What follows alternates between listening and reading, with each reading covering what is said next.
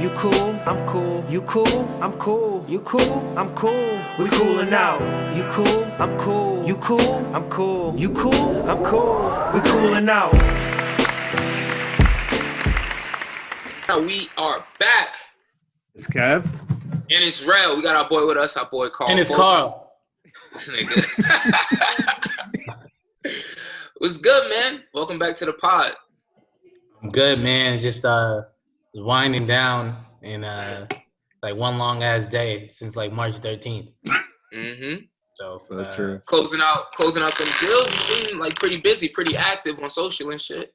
Yeah, man. I think the toughest thing when people start a business is just learning how to get the money. Like you got one because once you find that sort of like the well seemingly never runs dry. It just you gotta find where that well is and tap into it. And then so I felt like I tapped into that well maybe towards the end of last year, and it's been very good since. Yeah. Oh, been fruitful? Yeah, it's been. How long has it been since I started? Yeah. End of 2018. 2019 was rough, I would say. Entrepreneurship, just your typical entrepreneurship battles, living at my parents' house, spending more money than I was making, taking trips, going out there, meeting people, Atlanta, LA, paying for overhead, office expenses, yada, yada, yada, website, putting out the cost of just putting out content and putting together a high quality platform for yourself to compete against, people already doing it. So, you just end up, but by the time you look up, you got a 500 credit score. Your account is negative, every other week. And, you just sort of trying to put it all together. But, it just, like I said, it's been a crazy 6 or 7 months because it's kind of all turned out okay. Mm-hmm. Yeah. When was the moment Pandemic. it turned, if you could share? If you want to share. What was the moment it turned, or the first like real bright spot that, all right. Well, yeah. If you could share. Look, I was doing deals in 2019, like with artists or producers that were, I've been doing big producer deals, agreements at the very least since, the top of 2019, maybe a little bit before that. So it's not like I'm making that much money off those. Those are smaller hits. I found out that, in entertainment law, it's about closing those bigger deals, like mergers and acquisitions, like the big acquisitions, everyone gets the most money. So I would just trying to structure my life and my profile and the things I was doing to access a higher client. And, eventually I was able to just get that higher client and January. It was mid to late January of 2020 where it all changed. Like I was starting to do better at, I was starting to kill it. I became a professor and a thought leader, right? In 2020. This nigga, you a professor? That shit still like yo. Like I teach 2 college courses, 3 now. So congrats. Thank you, man. So that was always that provided a backbone income. Like at the very least, I was going to make maybe like $3,000 a month or $2,500 a month, from that teaching income that wasn't that demanding. So it gave me a little bit more room to sort of operate. And then, so that was good. So I started in September. And then as I pushed toward the end of the year, I was setting myself up for some big deals at Q1. And then Q1, we closed a couple. And we just been closing a lot more since. So, Congrats, I without trying to get myself assassinated, I've closed the money I made from January 2020 to now, like triples probably anything I made the past 4 years combined. Wow. Congrats, bro. So yeah, don't get yourself assassinated. You know how niggas get. Yeah, exactly. That's what's up, man. So we're talking off the pod and you're saying like how like during the pandemic you've actually been busier than you've been. And what do you think that's like? I think labels are still putting out music, as you can see, rapidly at the same pace, if not even more. So I have clients that are either sort of the way things work is there's not that much of a detailed rollout plan than you think. Sometimes it's like a song is just a preview that they posted on Instagram is getting a lot of traction and everybody wants it. So all of a sudden there's a rush to put it out. So now we got to clear it with the producers, and I might be representing the producer, and we're negotiating those deal points and making sure it closes. Or I might be on the artist side where I'm sending out the agreement to the producer, and I'm trying to negotiate on that end. So every Friday, every New Music Friday, there's projects dropping, and and people are signing over Zoom, right? Like I have a bunch of pub deals in the works for clients that are going to close all via Zoom, the inception of it to the end. All Zoom meetings, no in person. So it's an interesting time for sure. Yeah. Gotcha. On that. So I know you've always been since I've known you, I want to do entertainment law, right? And now it seems like you kind of found your niche per se, with the producer side, tell me how that kind of came about. How did you get into the entertainment space and say, wow, producers aren't being taken care of, and I could really carve out my niche in the space?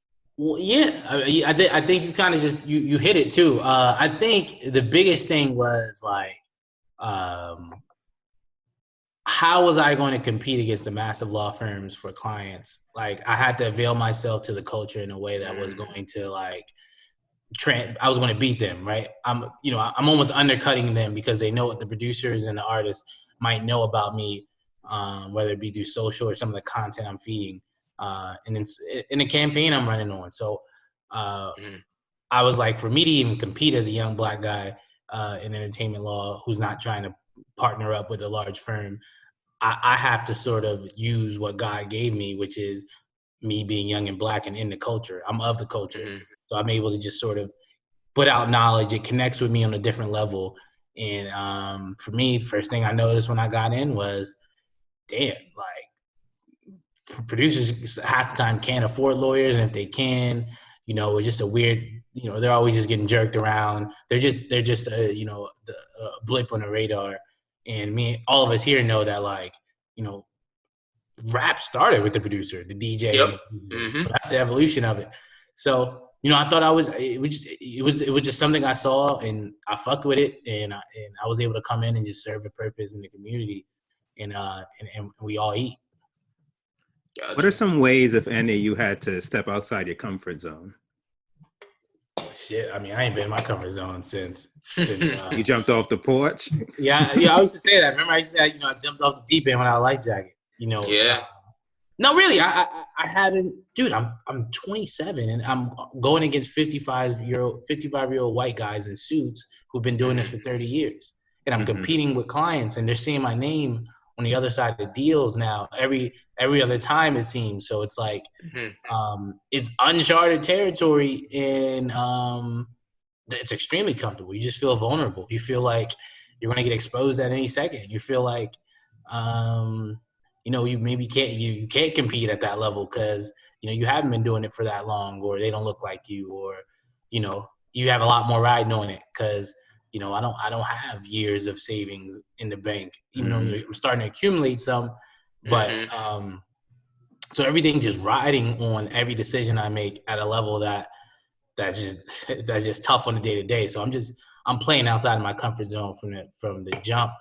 But what gives me comfort, I think, is knowing I'm doing what I want to do. So it never feels like I'm even playing in any other game. Just waking up and kind of I have that. I have a certain level of autonomy. I don't have autonomy to the fullest extent. I think we're a slave to our clients. Anyone who's an attorney knows, sure, you can have autonomy, I guess, from you might not have a boss, but my bosses are my clients. Yeah. And they be on your ass. Yeah, right. They be on my ass. Yeah, man. Cool, man. Congratulations. Yeah. I'll take a sip of my wine. How's life been for you otherwise in the quarantine? Shit, man. Just trying to lay low. I've been trying to clean up, old business, all that sort of stuff. Just make sure I'm moving good. But I've been working remote really anyway since I started my firm. So Mm-hmm. the day-to-day operation, I haven't been affected at all. So, knock on wood. The day-to-day operations is like what I've been doing anyway, just waking up, taking calls, emailing. Every meeting I ever took in person was fucking a waste of time anyway. So, yeah, like this just made my life a lot easier and streamlined. Yeah. I'm sure you guys can relate to that to some extent. Like just the commute times and dumb shit like that. It's like a lot of people I've been hearing is like my routine is better. I've been hearing that from a lot of people. Like, yo, this is bad, but I have a way better routine. Yeah. My routine is so much better, so much more efficient. I feel like, like granted, like gyms are closed and shit, but like I have like more time for myself to exercise and just do shit, like break up my day. Like if you're in the office, you just in the office. Like even if you're not like busy, in that particular moment, you can't do shit because you're just in the office. Right. And there's like kind of in corporate America, like an expectation that you be in the office for a certain amount of time. Right. Even if you don't need to be. So I think like just being home is just like way more efficient, and it also like just cuts through all the bullshit of people just stopping by your office sometimes and asking stupid shit and saying stupid shit. It's like don't talk to me unless you really need me. Like why are you here right now? Yeah, so I think both you guys can sort of like, shit, man. It's like you just realize how many pointless meetings. I'm sure you guys are still probably on way too many pointless Zoom meetings. Oh no, they started cutting them shits out. Thank God. God. Yeah. Because they realized like, you're in the car and no one's saying anything, and it's like, all right, guys. Well, I'll talk to you later. All right, bye. Like, why are we here? So many pointless meetings. I think the pandemic there are some silver linings after we get past the nasty nature of it. That's the first thing. That's the most important. But some of the silver linings are there. I think American culture, Western culture in particular, it's seemingly just been late to adapt a lot of shit that I feel like that's why China just been on our ass for so long now. Yep. We're just late. Why are people still building these massive offices? It's such a culture. Such a waste of space, bro. Yeah, on show. It's a culture on show and not sort of efficiency. And I think that's why some of these places have been on America's ass for real. Mm-hmm. Yeah. But I mean that's the good. It shines a light on it, but then also the flip side of it is now I think like these companies and these corporations see that people don't need to necessarily be in the office. I think there's already like a shift towards that line of thinking that people don't need to be in the office to be productive. But I think if anything, this pandemic really should have shown people like I don't have to be sitting here in front of you to get shit done. But as far as like the massive office space that's all over the place, I just don't know how we rewind that. Yeah. And like just go away from that because this is so much deeper than that. Like there's so many banks that have so much money. They have more money. They didn't do stupid stuff. I know, but I'm just saying. But they're already tied into these long ass loans on them, so I just don't see how that works out. No, you're right. How they get out of it. Like they're still building high rises and shit in Charlotte, and I'm like, who gonna live there? Like they got 3 high rise projects going on right now, and I'm like, for what? Yeah, I mean Charlotte seems to be a hot spot. Like people definitely moving into Charlotte heavy. Yeah, but it ain't like that. Well, what's the culture like? I feel like I have mixed feelings on what I think Charlotte is because I haven't even been. It's crazy. It doesn't even have a culture, honestly. It's like a city. It's like a brand new city, honestly. It's like they built a bunch of buildings and people just moved there from all over the place. From all over the place. So there is no real culture. Like there's a stark age gap. Like for people our age, there's nowhere really for us to hang out. Like it's like either there's like bars for kids who like are fresh out of college, and then there's like super adult bars, 40 plus. But the middle, I guess millennials, whatever, there's no spots, like just no dope spots for us to really hang out at. Yeah. Yeah, it's like there's no culture. DC has like their go-go. Atlanta has their shit. It's just like there's no feel. It's just like you know you're in a city because there's tall buildings, but that's really just it. The baby saved Charlotte, man. He's the only thing we got. Because I mean, when you look at North Carolina, the research triangle almost has more to offer from like a new age. It definitely does. Yeah, like from it definitely does. Yeah, Raleigh had that whole Raleigh dorm area. It's like even more black people up there. Like most black people that moved from like New York moved to like the Raleigh area. Right, they moved to that Raleigh area. There's a lot of promise, just like startup culture there, man. There's a lot of startups. Yeah, there's a lot of tech and all that stuff over there. And then even they have like more universities up there. Like Duke is over there, UNC is up there, right? NC State. So they have like better feeder programs to companies. So companies would much rather be there than be in Charlotte, even though Charlotte is the largest city. But it's just. I don't know, bro. Not about Charlotte. They don't have I know obviously the University of Charlotte, which is a big school. But it ain't nothing, bro. It's not really nothing. I'm honestly always wondered about that about Charlotte. They see it seemed to be the way people will tell you though, not you in particular, but like the way the world kind of paints Charlotte is like it's like the next brimming city, right? Yeah. No, so it like honestly it could be, but it's like a very like reserved settling place. Right. Like if you have a wife and a kid and like you guys really don't want to do anything, like if you just enjoy like, oh, let's go to dinner tonight and let's catch a game or something like that, then you're good to go. Like if you want some kind of like outside the box excitement, there's none of that. There's a bunch of like your little like like honky tonk bars, like everything that's just like the casual American dining, a barbecue spot, like all the like basic American stuff. There's that, and then the same kind of bars, an Irish pub, all that stuff, and then that's it. You got the Hornets, you got the Panthers. I went to a Hornets game, bro. When I tell you, shit was dead, and I felt, bro. My firm gave us the sweet tickets. I'm up in the box thinking I'm about to be. I look down, I'm like, yo, it's empty in here. It's empty. No, no noise, no nothing. And I was like, oh, okay. So it's a city that I feel like people are going to move to because there's a lot of business and a lot of jobs that's going to be here and a lot of money to be made here. But hasn't established a culture. Life outside of that is trash.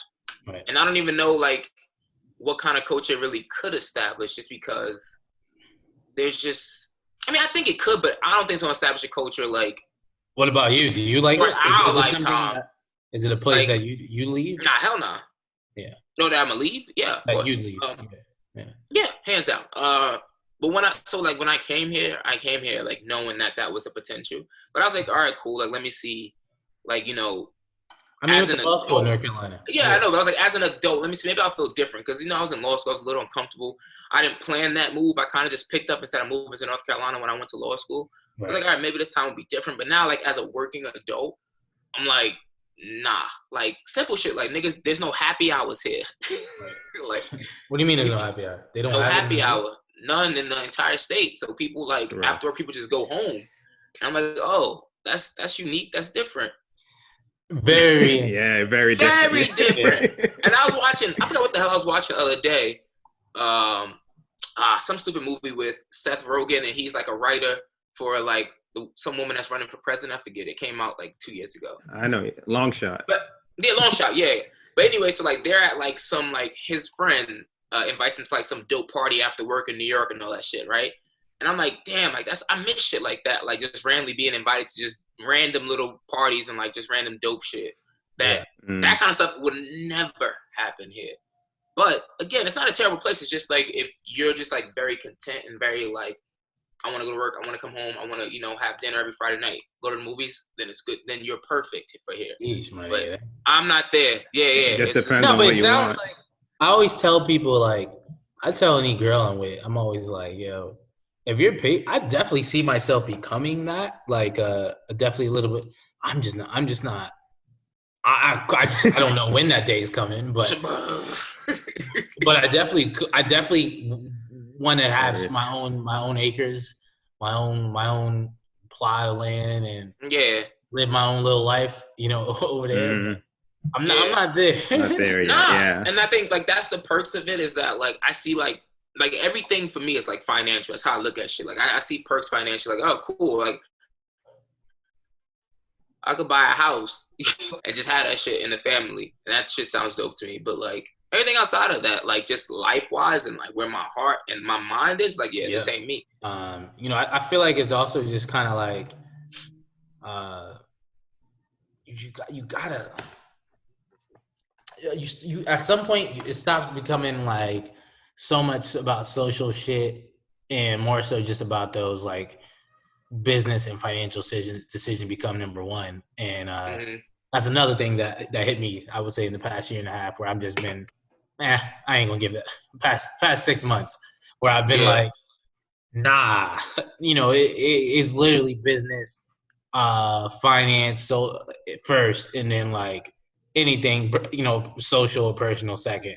And for now, though, right? It's like I'm not saying I don't even want to live a life like that, but for now, it's like that.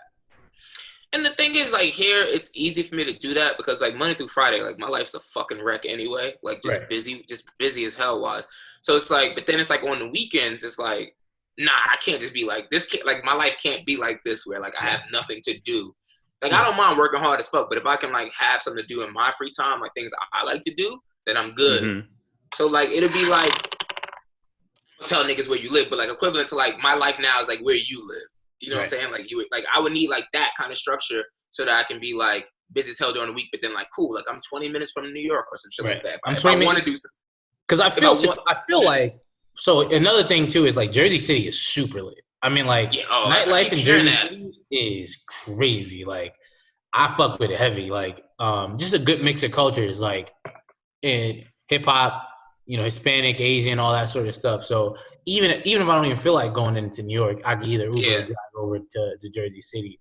But you kind of hit it though. It was just like it's not a good financial decision to move to New York City. Like, I don't care what anyone says. It doesn't make sense. No. Look, Unless I can afford a $3,000 apartment. For what? I pay $1,900 and I have way more square feet. I have high ceilings.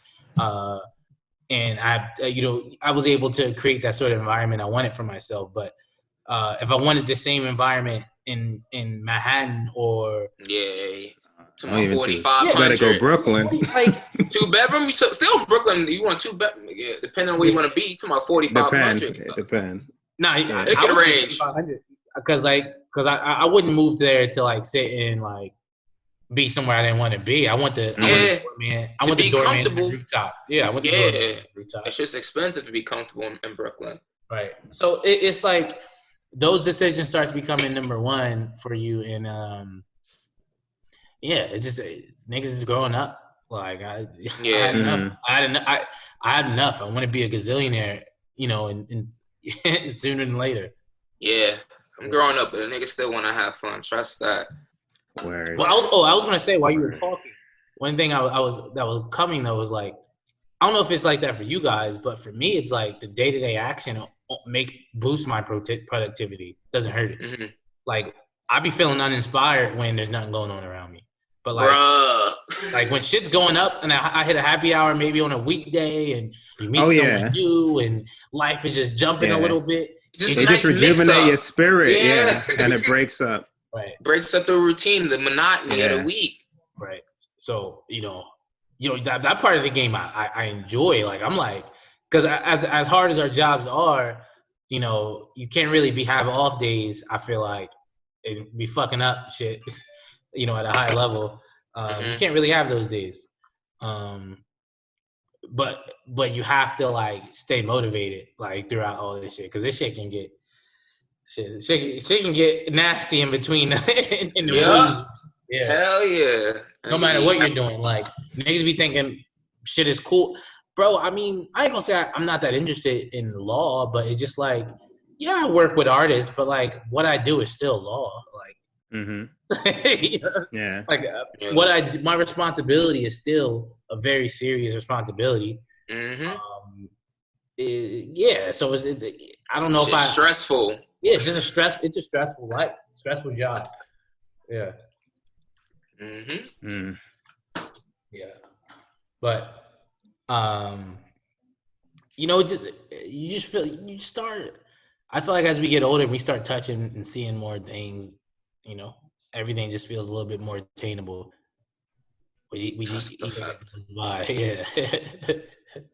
yeah. So you, Kev, you staying out of trouble? I have no choice. I was just telling Rel off the off pod, like you were talking about growing up, and it's like, yeah, like you just think more about your finances, little investments I might have.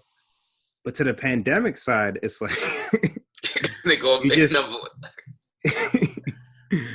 you just need that. That's what I miss to just break up the weeks and just keep your spirit rejuvenated, because this is like a roller coaster right now. So it's just tough to put a lot of hours into something, and then there's just nothing on the flip. It's just like, okay, Nothing.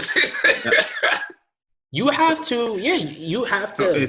it's a test of will. It's a real. That's what I'll say. It's a real test of will right now. You really have to ask yourself, why do you keep going? Yeah. And I hate to be like bleak. Yeah. Oh yeah. Yeah, but like I'll be like, damn, like, well, how do you just what is? Why do I keep going? You know, because I could easily just stop. Yeah. Yeah. And I do, but then other things suffer, like your personal relationships, moodiness, the way you treat others. It's just because you push on when you don't want to, and but I guess that's just the trade-off sometimes. You know what I mean? New York people have like who act like you just described, with a nasty ass big cat in their house, and then they see somebody once a year, and they walk around moody and mean. Yeah, I go Mr. Johnson. He live on the third floor. Yeah. Oh man. But nah, man. Yeah. Somehow we're still young. Somehow through all of this, you know, we're still young. Yeah, that's the reminder. That's the reminder. Like 29, and you're even younger, Carl. Like we're still young. Somehow we're still young. Still young. Mentality's at least shifting. Right. Actions are shifting. Compared to younger to mid-20s. Early 20s, yeah. So that's what I look and take solace in, that actual actions are being taken and real considerations being placed into the future now. Yeah, it's funny. You guys definitely have, and not to say that like I'm anywhere I want to be. It's like I think you guys have seen the evolution, the nasty parts of sort of my my journey to even where I am now. Which is we all have for each other. Yeah, you know what I'm saying. So it's like I always wanted to have like that look from. I wish I, you know, in the same. I'm sure you guys wanted it sometimes too. Like, man, like, you know, how was I to other people that I was close with? Like, did niggas see it? Or are niggas shocked? The niggas like, you know, it's, you know what I'm saying? Like, did they saw it coming? Like, niggas saw it with me. Niggas saw it. Yeah, we definitely saw your evolution, Kel. What evolution? But I was joking. Nah, they got way better. Yeah, no, I was fucking with you. When I first met the nigga. Nah, keep that for the Friday one. Nah, of course. Yeah, but the thing about people is, what I'm also learning is like, yeah, there's evolution, but like, Kev was always Kev, right? Like, facts. You graduated, you know, you didn't miss class or assignments, you know, you had internships, you know. I mean, that's the one thing. I always got my work done, thankfully. Right though, so it's like by the grace. Yeah. By the grace. Right, but it's like you always came through. So it was like I always be like, maybe niggas is like overreacting around me a little bit. Like, yeah, I was wilding out, but like I was getting to it. Yeah, I don't know if they overreacted. I know things could have been worse. I could have just been, I mean, he was a class short of the degree, but you know how many people McDonald's. We know like that? You know how many niggas we know who are a class short and just in life? They're just always a class short. Oh, facts.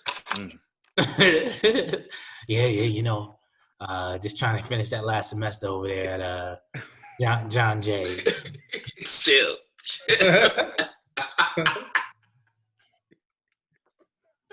Oh, yo, chill. Oh my god. Oh man. But now I be trying to like find different ways to like get out of that negativity, because there'd be days I'd be in this motherfucker like you think the world's coming to an end, like literally like my world is coming to an end personally. I'd be just sitting here like, yo, what the fuck? Like, why am I doing this? What the fuck's going on? No, you just can't. The problem is that you start feeling like you can't escape. Like it's just like yo, like, too many emails, too many expectations. Yeah. And I be sitting there like, yo, what's going on? What's going on? You know what's crazy though? Yeah. I would never thought I would say this. Whenever I get like too anxious, Kawhi Leonard is just mad wild. But when during the NBA Finals, he say this shit every game. Like reporters would ask him, like, oh, like, you know, how do you focus? He's like, don't get too high, don't get too low. Don't get too high, don't get too low. Like I used to laugh at the nigga when he was saying it, but now daily I be telling myself like, all right, cool. Like days when I'm having like really great days, then I'd be like super happy and super excited. Like, yo, all right, chill out, don't get too high, don't get too high. And then days when I'm having really bad days, like, don't get too low, don't get too low. Like just try to find like some kind of balance, because nigga be super happy one day and then super depressed the next day.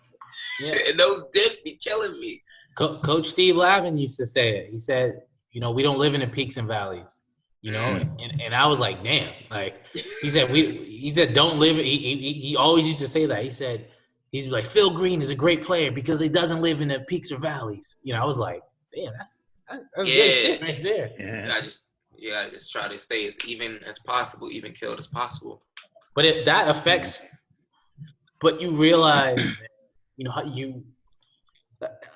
I also you have to understand that it's okay to be a star too and stand out. I feel like everybody wants you to be sort of normal, but I watch, you know, you read Kobe books or you watch Kobe's story or you'll watch the Jordan shit with The Last Dance, and you know what made them great was sort of that demonic sort of approach to everything that they were trying to do and just wanting to stand out.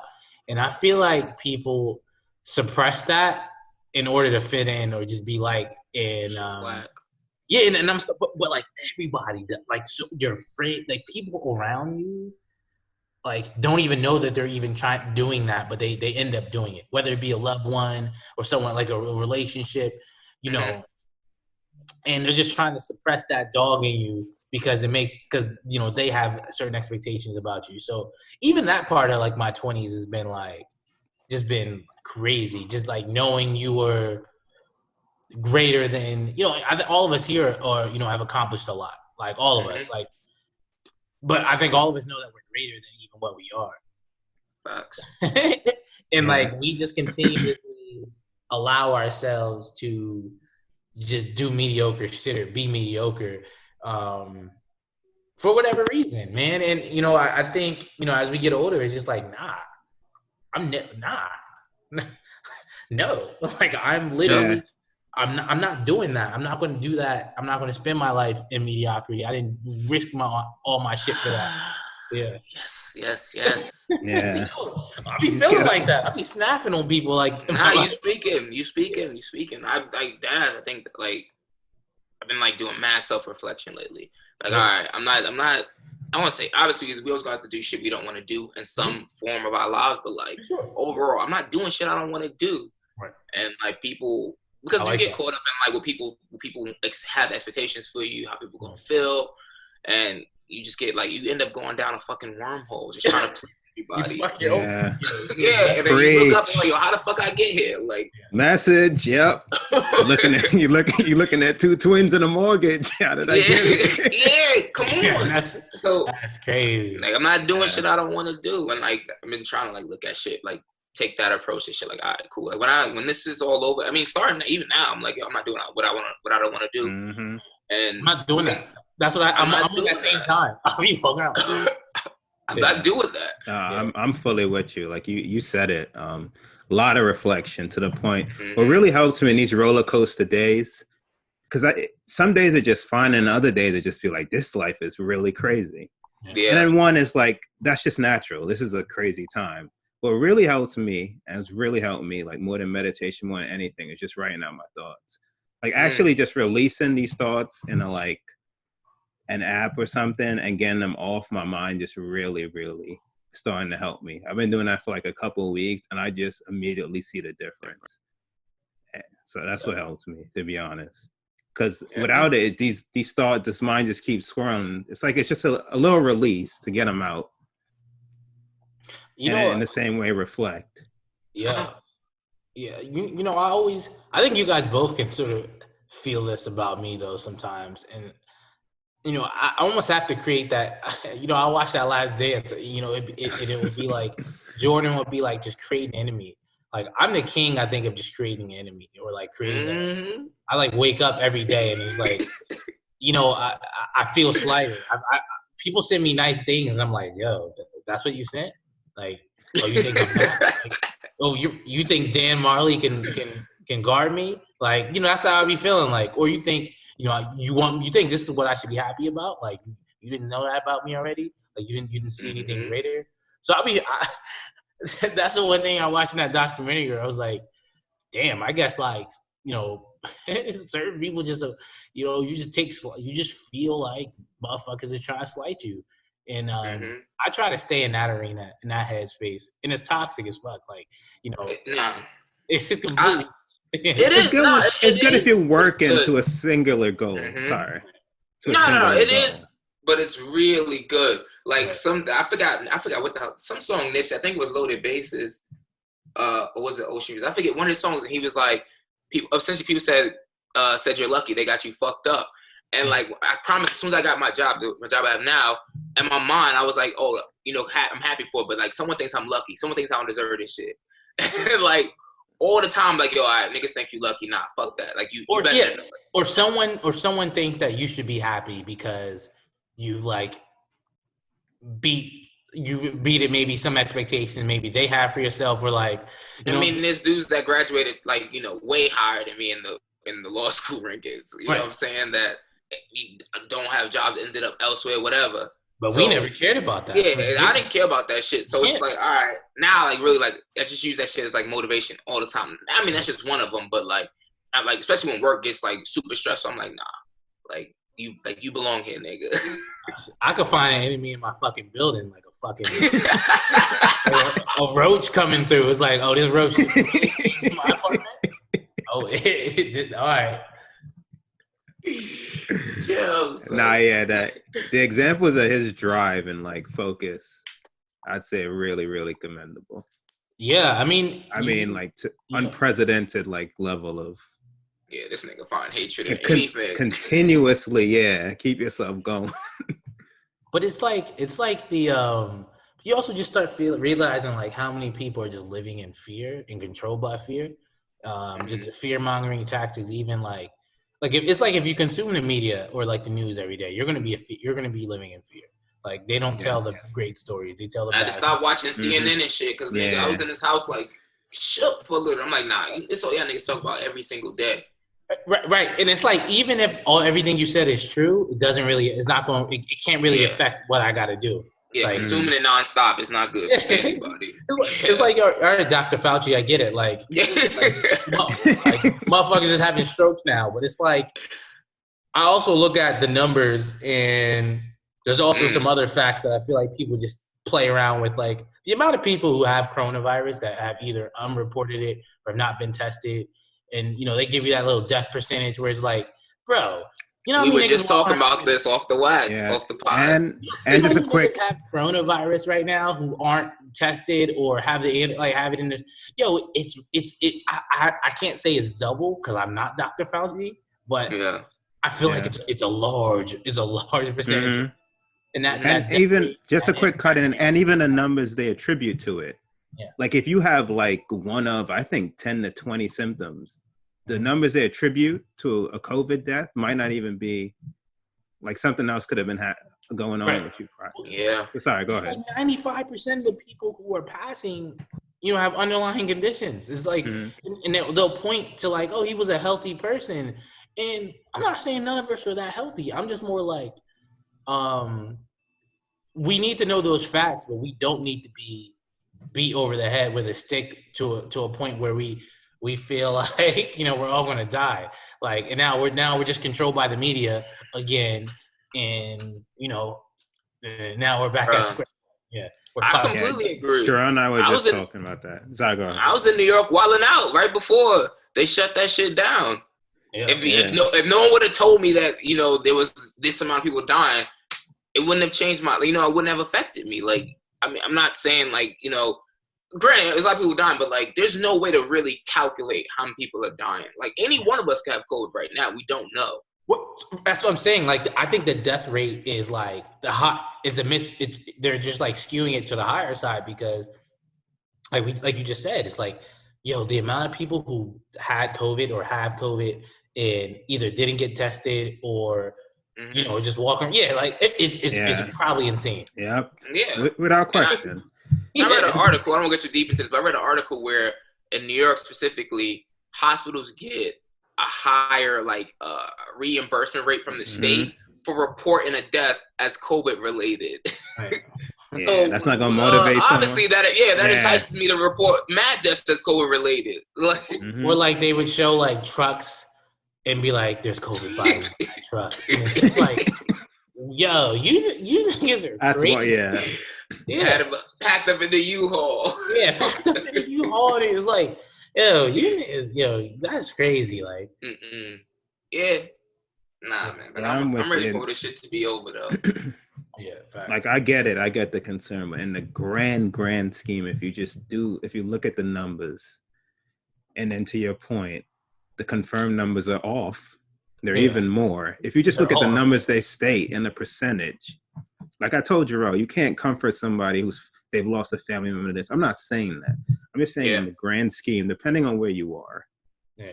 Like this is something that we all could have and be playing basketball together, or it could wipe out another trio of people. Like you can have this and just go about your day, or you can have this and be laid up in the hospital. Like, and to be completely honest, it's like staying in your house. Like, bro, you want your immune system and cardiovascular system and respiratory system to be in the best shape possible. It's like, how is any of this behavior healthy? Like, you want to produce healthy people. It's like, come on. Just people being couch potatoes and eating pizza for 2-3 months is great for people's immune system? Yeah. No. Sounds horrible to me. It is, because obesity was a big target. Obesity is a huge target. Correct. Yeah. Yeah.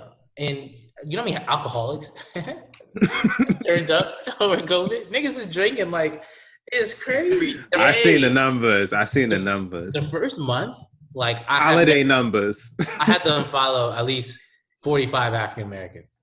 Bro, we doing the number of shot for shot challenges I was getting at 11 a.m. I'm like, what the fuck? Yeah, when this hit, Jerome and I were detoxing. I'm talking about, we said this about shot for shot challenges, personal friends they want to schedule kickbacks. This is week 1. I'm like, God damn. It's hitting like that.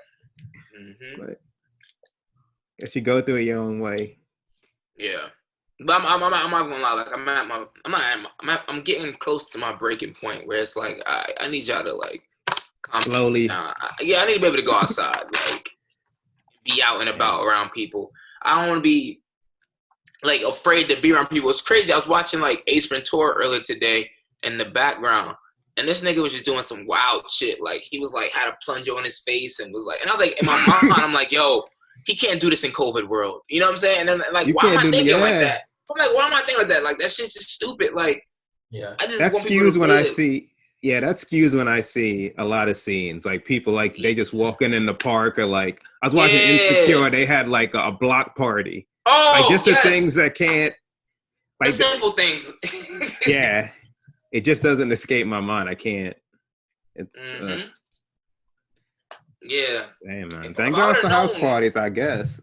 Yeah, we said it on the. Yeah.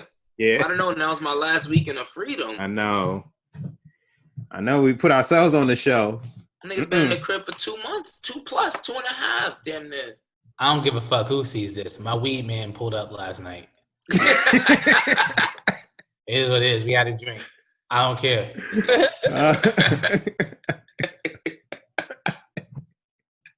We had a drink. I'm getting close. I've been invited to a couple places, parks and rooftops. I said yes yet, but it's about to happen. It's good, yeah. People were like, I'm thinking niggas like June 1, especially once like the weather like officially breaks in New York when it's like 70 plus consistently. Oh, it's a dub. Yeah. They might as well just I always told you the city is way better off mass manufacturing gloves, masks, sanitizers, and all sorts of stuff, and having that all around the city than to pretend like people are going to sit in their house. Yeah. This is like that's my point. Why are we so focused on retroactive behavior instead of like mass producing? Like niggas ain't staying in the house. Literally, it's a dub. You could go into fucking. It was hot the other day in New York, and it was crazy outside. It was crazy. I'm with you. Yeah. Like, because like realistically, if you give everyone if you give everyone gloves and hand sanitizer, people gonna use the shit and then be out. Man. Like, if you give me a mask and a glove and, you know, some hand sanitizer and tell me I got to wait to come into your establishment, I'll be in there. Right. We look like damn fools. But I'll be in there. Yeah. Like, I looked like a fool before that. I've been looking like a fool way before that. They take no gloves to do that to me. Yep. Yapping with gloves and mask. Yeah. You're going to be inside the spot, though. Facts. Yeah, man, that's a fact. What do you think about all this NBA stuff? You care if the season come back, or you think them niggas don't give a fuck about COVID. They said Monday, 22 out of 30 teams are going to be open for voluntary workouts. Yeah. Yeah, 22 out of 30. That means they're coming back. I mean, like, literally, it's not even a question anymore, in my opinion, about whether the league's going to, like, how is it different? The mechanism in which they, proceed is one, but like they playing basketball. That's what it. Yeah. Yeah. You read about the All-Star conference call? Yes. Oh, was everyone an All-Star there? I saw Dwight Powell's name there. No. That was a secondary that's gonna help. Like Chris Paul orchestrated a call with him, LeBron, Durant, Curry, Lillard, Russell, Kawhi. I think Anthony Davis, all the prominent, the only key prominent was Harden. It was like, we'll get a representative for you. That wasn't there. And they were adamant they want to continue. I always tell people, I say, look, just because you're great at what you do doesn't mean you're a historian or doesn't mean you're a fucking That's true. Yeah. That might not be his flow. Like not up in trouble. I was joking. Yeah, because it was literally a joke. I was literally a joke. No, I think it's cool. I mean, I just don't get the, I don't really like. I'd rather see like a league wide poll or something like that. I've always hated like representatives like sort of speaking for everybody, like especially when we have the means to like actually poll people. And so I think that's more so like my perspective when it's like, sure, you should have leaders talking, but like at the end of the day, there's 12 men on a roster, 15, more than likely 15 or 16. Niggas got two-way players now up and down in that G League. Up to 18 on a roster. If anybody getting game action really should have a say. Anybody on the bench and anybody getting game action should have a say. So, and I might be talking out of my ass. They might have already had conversations. In turn, this is always, we always love to run and jump like people aren't doing stuff. We don't know. I don't know if they're not having conversations on the back end about this stuff, but whether they're going to pull the whole league. But it would make the most sense, in my opinion, to let anyone who has a stake in their livelihood to have at least some sort of say in what's going on. Yeah. But I mean, if the superstars want it back, more than likely it's going to come back because they're the ones that bring all the money in. And they influence the other dudes the most too. Like, of course. Yeah. But the other dudes got bills to pay as well. Like, there's dudes at the end of that bench that's making, it's a lot to us, but to them, 300, 400, 500,000. No, they live in check to check. There's been a bunch of athletes. They are. Yeah, saying that they're living check to check, and checks ain't. Funny, but yeah. Hmm? When your checks slow up, that shit slow up. That shit's different. It's not funny, but I'm a little bit more heartless these days. I don't care about it. This nigga. No, it's not. But it's just like I'm kind of with, and you got what, almost 40 million people we looking at gonna be unemployed. You can't balance. right. 500,000, yeah. 500,000, come on. You gotta figure that shit out, B. Come on, The checks, man. checks that I'm happy to cut cash and I've been clearing. Like these dudes are getting on a week to week game. Those are game checks, right? Yeah. So it's like, come on. You can figure it out. Yeah. I really wanted to. Yeah. I don't think that's heartless. That's a lot of money. But you also learn that like national enablement doesn't help. Like you want to niggas gotta learn for themselves. Like the lesson doesn't really hit unless you learn it for you. Everyone always like to give people advice. Like nigga, fuck advice. Like I never listened to anything, and I had to learn. I learned those lessons myself because, and I don't think they would have stuck. I don't think they would have stuck if I just listened. Bro. Yeah. I be telling fucking Daryl this shit all the time because he be like, he argues with me about shit, right? He'll tell me some shit, right? And I'm like, all right, whatever, fuck it, right? And then if it happens to me 3 years later, I'd be like, damn, you know what I'm saying? And I learned from that experience, like, yo, and then I'll come back to him like, yo, you told me that. And he'll be like, yeah, nigga, I told you 3 years ago, you could have learned if you'd have listened to me 3 years ago. And I'm like, no, because like if I didn't go through it, then I wouldn't have felt it. And that's why I didn't feel you when you said it to me 3 years ago. That's not how I you wouldn't operate, have got the lesson. Like you wouldn't have understood it deeply, and you wouldn't. Yeah, it wouldn't have connected. Yeah, it would have came if I listened to you 3 years ago. It wouldn't have probably hit me immediately, but something would have came back to me years later. Like I needed to go through that experience in order for me to get to the point where I'm at now. Yeah, we got to stop saving people for themselves, man. Like I think I've never met a person that I respected on a high level who didn't have to go through those things, and learn from them. That's what makes somebody someone who can speak on it. Yeah. Yeah.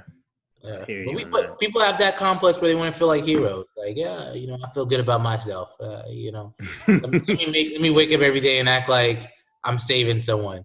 Like I'm everything, and my shit's all gravy. Yeah, no. Yeah, like gotta go judge something. Yeah.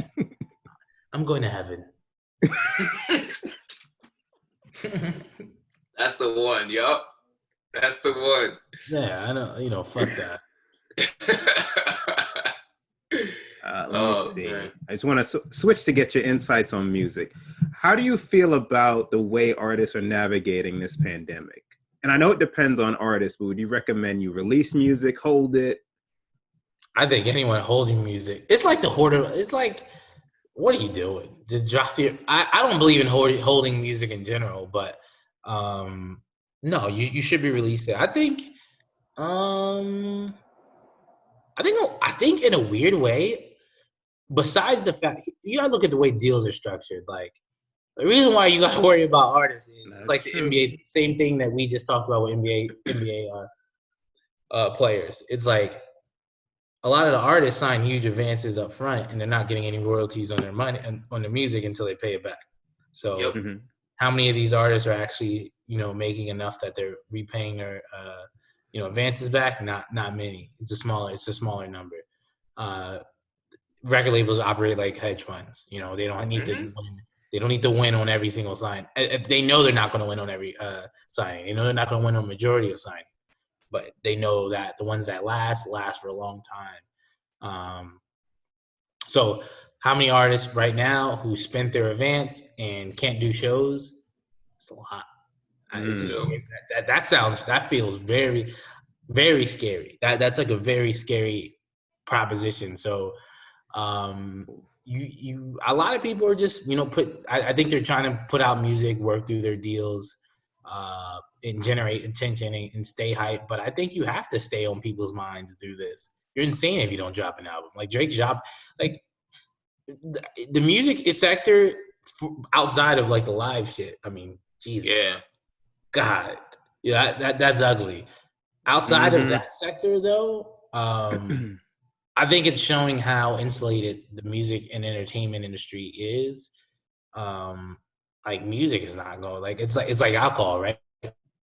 Like who's gonna stop listening to music during Well, the day? consuming Nobody. even more, probably. Even more. And so I think people gotta get creative about how they're creating videos and stuff. A lot of, I mean, like we talked about though, a lot of like states are, you know, even open up enough where people are still shooting content. So, and people in the hood, let's be honest, don't care. I've seen at least 4 or 5 I've videos seen mad shit. that don't give a fuck. So, I think most are operating. I think most understand that, and that's why I say like every Friday it seems like there's a rush of music coming out. You know, Polo G's coming out this Friday. A bunch of other artists are coming out Friday. And it's every Friday. It's like Drake's dropping. I think this summer. He still said this summer. I think he said June. God bless him. Yeah, but people are still dropping. Yeah, I think they're doing well. I think they're doing well. I would say the one thing I would. The music industry, like every other industry, seems like they're just late. You know, streaming, Napster was invented in like the late 1990s, and streaming wasn't really embraced until about 2012, 2013. That's like you could do the math on that, but that's a horrible. Yeah, that's so good. Almost 15 years. Yeah, that's a good 15 years. And we didn't embrace streaming until we had to, because remember, every album was leaking. You know, nobody was selling hard copies anymore. Like every album was leaking though. It was just bad. So how do you combat that? Let's lower the price point, get things up at an easier rate, and create a product that almost feels like it's free. You know, I think now the price points are too low. Like how the fuck were we paying $15.99 for one album, and then now we're paying $9.99 a month for listen to any album? Listen, it doesn't really make sense. Bro, I paid $15 and got 6 people on my Spotify family plan. Right, so it doesn't make sense. Yeah, so I feel like it's sort of teaching us again about, like, I think about the live music side of it, where, you know, some of the virtual experiences that like Travis Scott's been able to create with Fortnite, and some of the other artists that have been able to create these like moments of music, and then IG Live and Versus, right? That stuff was already a more effective, cheaper thing to do, even on a night-to-night basis. Like I think a lot more people would want to do that on a Tuesday night with their girlfriend with a bottle of wine, watch Versus, than maybe even go to a show at this point. Yeah. You know, like on a weekday. I'm not saying like, you know, you still want to see, but so we're just late. Once again, the industry is slapping the music industry in the face, and so I hope it. If there's any silver lining, I think it's escalating some of the archaic things that have already existed in music. But I do feel bad for live, because if you were to talk to half the music industry and live music 7 months ago, or people in the music industry in general, it's all about live, man. That's all you live. Oh man. And then this happens. So yeah. When do you see live shows coming back though? Well, they were introducing, I think Arkansas, they're doing these pods. You saw that? No. Mm-mm. They're doing like 6-person like pods where you're like, everyone's like spaced. And you sit inside of a pod and watch a live show? Yeah, you're podded out in the audience in the festival. I like it to some extent, because that's kind of cool. Yeah. So some of those things are being experimented with. When do I think we get back to some level of normality with shows? I have no clue. Yeah, that just sounds like 2022 to me. I would guess. I would guess January or February in some spot. You got to remember, Trump's in office. Like, he's very state by state based. Like, so I think it'll be really up to the states in a lot of different ways. Like, and you're seeing that now. It's up to the states. Yeah. We out to Texas. Let's get it. Texas, Florida, Georgia, wildin'. You see they gave 20,000 teens their driver's license without taking a road test. I saw that. He's a crazy Tom. These are crazy times. They are. The amount of even tweets I see from people, they're protesting. Got them things out. Yeah, I'm like, okay. I mean, I guess y'all got AR-15s on their back protesting. Yeah, I'm like, they want to die for it. I'm like, I care, but I don't care that much. That's what I'm saying. I can take a walk, beloved. Yeah. Yeah, you're right. Like, yeah, I don't care that much. I mean, you just got to do what you got to do. I mean, until you don't do it anymore. Yeah. It's true though. I was like, what am I going to do? Like, I go to my grocery store with my mask on, wash my clothes, do my work. What else you going to do? Yeah, like a lot of this is normal now. It's just certain times you can't help but think it's only been 2 months. You have a lifetime before this. So you can't help but just like have those thoughts. But I do think, once again, the amount of people I've heard that have blamed the gut, it goes into politics again. It's like they think it's. I have a book. I'm gonna grab it real quick. This nigga now he an avid reader. Powernomics. The National Plan to Empower Black America. Dr. Claude Anderson talks a lot about. There are a bunch of tiers. There's civil rights, there's justice, there's education, there's healthcare, but they're all fueled by one thing: economics, right? And this again has exposed how many people literally try to address those justice, civil rights issues and inequality issues without sort of understanding how this country is run. We live in a race-based society. We live in an economic-based society. Period. Laws in this country are established. They have been established based on race, and they have been established based on economic status. The people with the money have been able to control what goes on in their community and their livelihood. We, as Black people, continue to not control our destiny and not even care about that aspect of it. We lead on the civil rights side, but we don't lead on the economic side. And I think we're the most vulnerable every single time because we're preaching equality, but we're not. This is a race-based society. Why would it? There is no equality in a race-based society. You know what I'm saying? Yeah. We have to look out for ourselves. And I think for me, COVID is another example of just like what I even just see people running on the campaigns and how is the government's problem and yada, yada, yada. And, we need our checks. Yeah. And it's like, man. I'm just more like, that's interesting. I mean, they're not that. What makes you think they've ever saved us? Yeah. Ever in history. Like, yeah. I can't think of a time where Black people have, especially particularly Black people, but society in general. I can't think of a time where we've really ever been bailed out, but by our government solely. Usually it just gets rough and we come out of it. It runs its course, but once again, it's just like I think we have to learn to just empower ourselves, and COVID is just another example of that for me. Like where I'm like, damn, like the vulnerable, they're vulnerable. You see the sirens behind me right now. Yeah, it's rough out here, man. I'm in the Northeast. What's that shit called? Like Darwinism? Is that what everyone keeps referencing? Like we're kind of like fittest? Yeah. Survival of the fittest.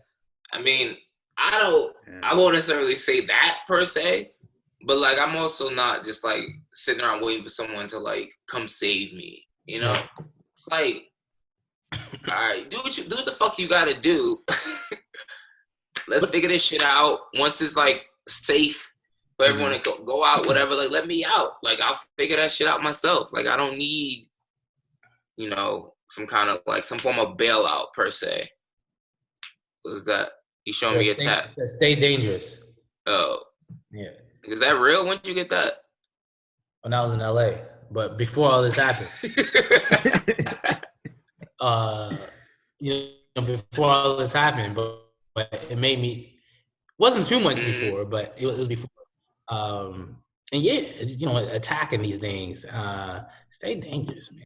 Like they want us afraid. They want us to literally live in fear so we can be controlled by a narrative that hasn't helped so many people. Yeah. I'm not going to be afraid. I hate to be the cryptic guy, but when it's your time, it's your time.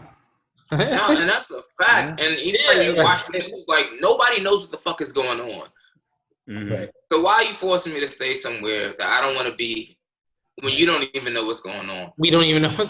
Yeah, the amount of people who use social media to like definitively say things about some of this stuff, I'm like, if anyone's listening, it's you. You have literally said that you basically know everything about. They're just making these crazy COVID statements. Mm-hmm. How are you outside? You don't know how this disease is killing you. But no one knows. The doctors don't even know. Niggas talking about strokes and COVID toes and all this other shit. I'm like, yo, a month ago, none of this stuff was even happening. Niggas just had like flu-like symptoms, whatever. Let it play out. If you got it, you were immune. Remember a month ago, if you got it, you were good. But now, you can. A month ago, Trump said this was going to brush over. We were at the end of it. That nigga is a funny motherfucker. Yeah, I saw. I was watching Colbert. I don't know if you saw the one with this week with the two female reporters. Yes. Where he walks off stage. Yes. Yeah. He cracks me up. Belly laugh. Like I can't. This dude, he's literally insane. But that makes me like that. That's what like cracks me up about him, because he's just being himself. Yes. Like when he started calling shit the Chinese virus, I was like, yo, like this dude, he's like Tekashi. Yeah. Tekashi's gonna go number one, maybe debut on the number one on the charts. Yo. And then literally Meek Mill is trying to beat him, but he doesn't realize by mentioning his name. Yeah, you just boost him. Him. Yeah. That dude doesn't have a base if we all don't react. Of course. We continuously react. Because it's just because like we've never seen a president act like that. Like, and I'm not one to get like over anxious, overzealous about whatever he says. Shit. Like if it's funny, I find it to be funny. Like we said that Chinese virus thing, and they're like, why do you keep saying that? He said because it came from China. Like, bro, I was in tears over here. Like. This guy, it's like this dude is crazy. Like, he's crazy. He's playing. Crazy. This dude, he's literally playing games. He's fucking crazy. He treated the world like it was his playground. Like literally. But then it goes to show. Go ahead. No, he was talking about so-called Obamagate. And so a reporter pressed him, like, what is that exactly? He said, you know what it is. It's in the newspapers. And then they asked him again, like, what is that? He said, you and I both know what it is. The next question. But that's the thing where you're talking about just like blindly following people. And I think like most like black people, for example, like just are like, the government should lead us, the president like should, lead us out of this. And it's like, yo, like, what are you following him for? Like whoever might be in that seat or in that position, you know what I'm saying? Not just Donald Trump. But what was that position? Like, you can't like rely on someone else to pull you out of your situation. Yeah, the funniest statement I think that's ever made is the president's the most powerful person on the planet. Yeah, I've actually just never believed that. But the amount of people that just like say that and say right isn't. I'm like, no, I don't believe so. I think politicians are controlled by it. We know who they're controlled by. Mm-hmm. They're controlled by money. The most powerful people are the wealthiest. Exactly. Period. We live in that sort of universe. So, yeah, I'm looking at all of this, and it makes me sad to some extent because I'm like, I know people who are close to me, and this is like, and I think all of us can say this is after us taking into account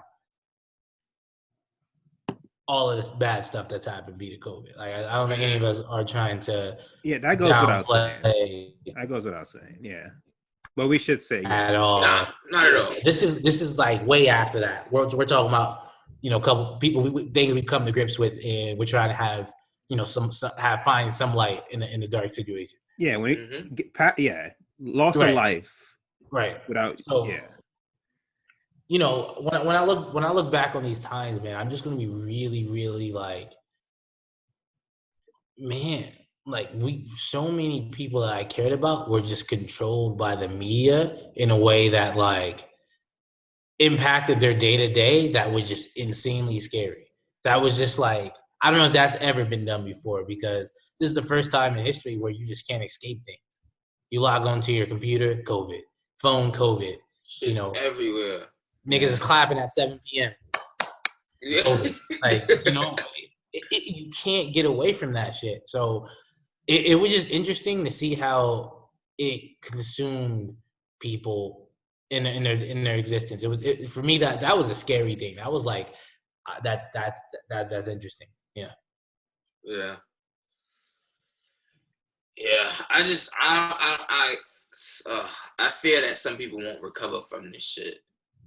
And I'm like, I can see some relationships changing. 'Cause I'm seeing some shit that people post on social media, and I'm like, yo, I didn't know you, like, not necessarily like I didn't know you thought like that, but like I didn't know you could be controlled so easily. Right. And like your line of thinking, I'm like, interesting. I didn't know you were crazy. Like I didn't know that. You're right. I didn't know you were crazy. Yeah, I didn't. So many people are just like losing. But like I said, I think there's a couple things we're gonna come out of COVID with. One,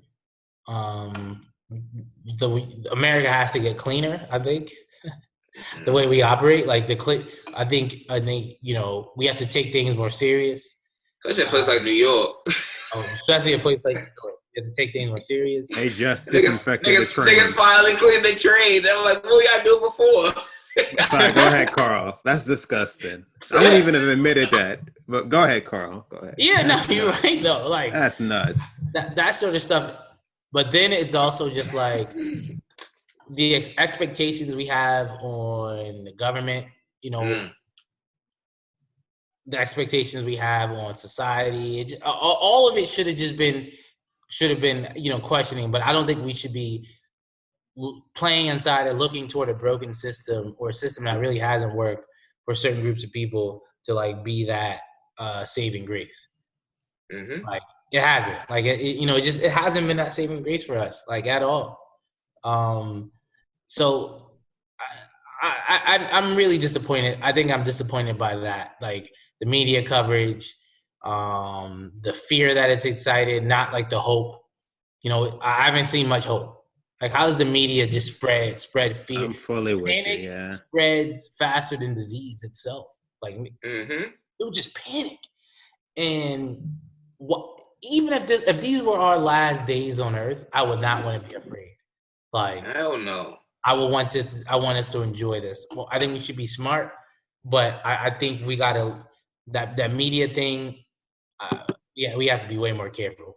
And I think this is COVID, the response to Donald Trump, right? The reason why he even won, I think COVID, a bunch of other things just showing me how media, like a lot of the people that want good, I guess, are sort of responsible for sort of what the effects that happen after. Yeah. Like, I don't think Trump elected himself. I think a lot of the liberal platforms sort of elected Trump, in my opinion. Karl Fowlkes. Shit. I have nothing else to add. Yeah. Black people, let's empower ourselves. Facts. That's all I care about. Shall we in there? Yeah, we got the unofficial one Friday, so we can. We'll in there. The unofficial, we can talk a little more.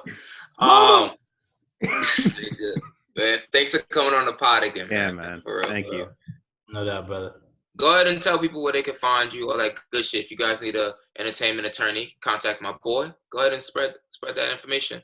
Yeah. ESQ folks ESQFOWLKES.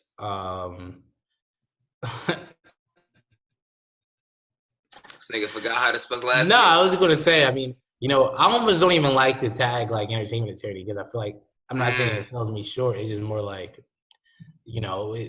sure, I can do legal work, but if that's where you think my biggest value as a person is going to come, I think you're probably selling me short. You're not getting the Yeah, My Jerome. apologies. Come on, my man. bad. Damn, My bro. bad. Take it. Take it. You cooped up Take too it. long. You cooped My up too long, bad. bro. No, I wasn't talking about you. I was just talking about more of like, yeah, sure, I'm an entertainment attorney. I live in that space, but I'm much more than that. Much more than that. Facts. You heard the man, bro. My bad. Nah, I gotta learn. And on that note, people, as always, thank you for the love, the support. Make sure you check out the website, coolingoutpod.com. We're going to have full-length episodes, video clips on IGTV and YouTube. Podcast audio is available on Spotify, Google Play, Stitcher, Apple Podcasts, everywhere that podcasts are available, wherever you listen to this episode. We are there. Until next time, this is Cooling Out. Stay cool. You cool, I'm cool. You cool, I'm cool. You cool, I'm cool. We coolin' out. You cool, I'm cool. You cool, I'm cool. You cool, I'm cool. We coolin' out.